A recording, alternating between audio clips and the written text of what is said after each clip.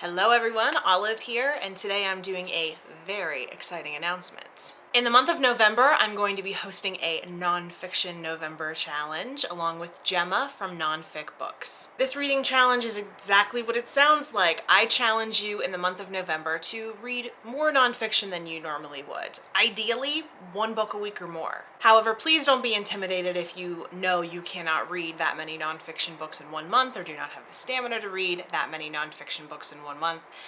If you normally read 0, then I challenge you to read 1.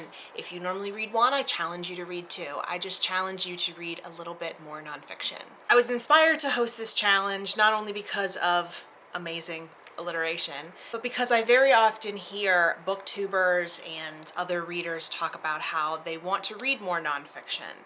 So I thought making a challenge of it would be a very good way to motivate people to read a little bit more nonfiction. If you're a regular viewer of my channel, you know that I read my fair share of nonfiction, but I really wanted to partner up with someone who knows even more about nonfiction than I do, and so I thought Gemma at Non Fic Books would be the perfect choice. Her channel is fabulous. She reads a ton of nonfiction.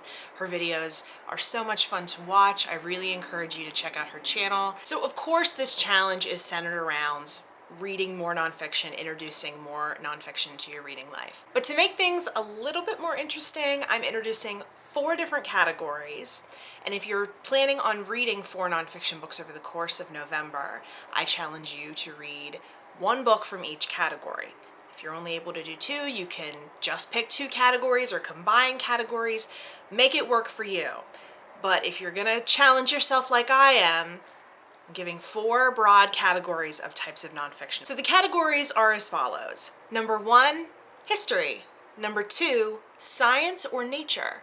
Number 3, culture or society. And number 4, biography or memoir. Like I said, these are very broad categories, and I think that pretty much anyone and everyone will be able to find something that they find interesting within one of those categories, or that combines 2 or more of those categories. There are not set weeks for these categories. Simply pick a book that satisfies 1 or more of these challenges and read it sometime during November. There is a Goodreads group open for this challenge if you're planning on participating or you would just like to see what people are reading.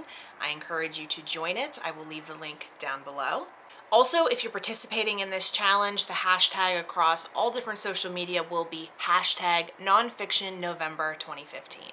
At the end of October, you will see a Nonfiction November TBR from me. Also in that video, you will get some nonfiction recommendations of nonfiction books that I love that would satisfy 1 or more of the challenges. I'm extremely excited about this challenge, even if I'm the only one who ends up doing it. But of course, I would love to have as much participation as possible. I think nonfiction is such an amazing genre that people don't explore enough because they think it's not as fun as fiction is.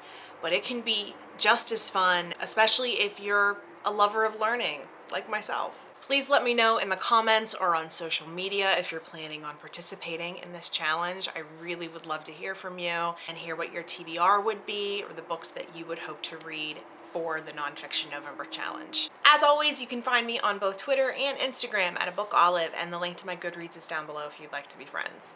Have a good day, happy reading, hope to see you in the Nonfiction November Challenge.